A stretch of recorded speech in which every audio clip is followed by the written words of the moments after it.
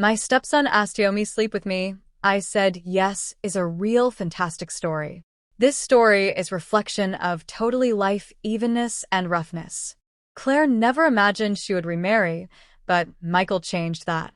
He was everything her first husband wasn't: kind, dependable, and committed. Their marriage wasn't perfect, but it was stable, and she loved the life they'd built together. What she hadn't anticipated was how complex her relationship with his son, Ethan, would become. Ethan was 15 when she entered his life, reserved and distant. Over the years, they had developed a polite but somewhat distant relationship, neither overly warm nor strained. Claire thought this was the best they could hope for. But as Ethan grew into a handsome, confident young man, something shifted between them.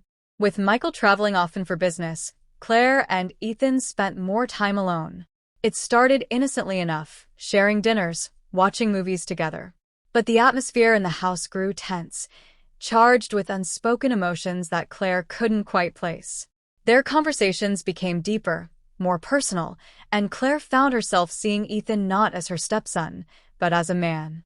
One evening, after a long conversation over wine, Ethan said something that shattered the fragile balance. "Claire, I need to tell you something," he began, his voice unsteady. I have feelings for you." Claire's heart stopped. She didn't know how to respond.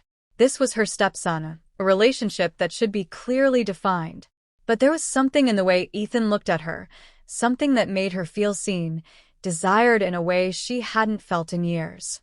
The connection between them, once subtle, now felt undeniable. "Ethan, we can't," Claire whispered, but her words lacked conviction.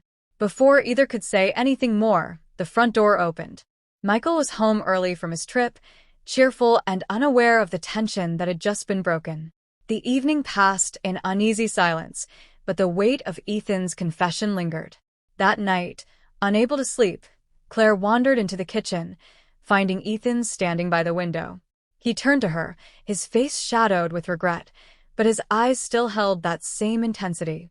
"I need to tell you the truth," Ethan said, his voice low. "There's something you don't know." Claire's heart pounded in her chest. "What is it?" "Dad's been lying to you," Ethan said, his words deliberate. "He's been seeing someone else during his work trips. I found out months ago." The floor seemed to drop from beneath Claire. Her marriage, the foundation of her life, suddenly felt like a lie.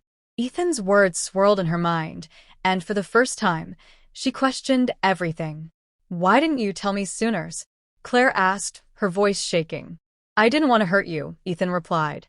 "But when I saw how distant Dad had become, I couldn't just stand by." "You deserve better than this." Claire's mind raced, torn between the betrayal she felt from Michael and the growing closeness she couldn't ignore with Ethan. She had always thought there were clear boundaries, but now those lines were blurring, and she was no longer sure what was right. Ethan took her hand, his touch soft but filled with intensity. "I didn't plan this, Claire. I didn't plan to fall for you." In that moment, Claire knew she had a choice. She could turn away, cling to the remnants of her broken marriage, or she could face the truth of what had been growing between her and Ethan.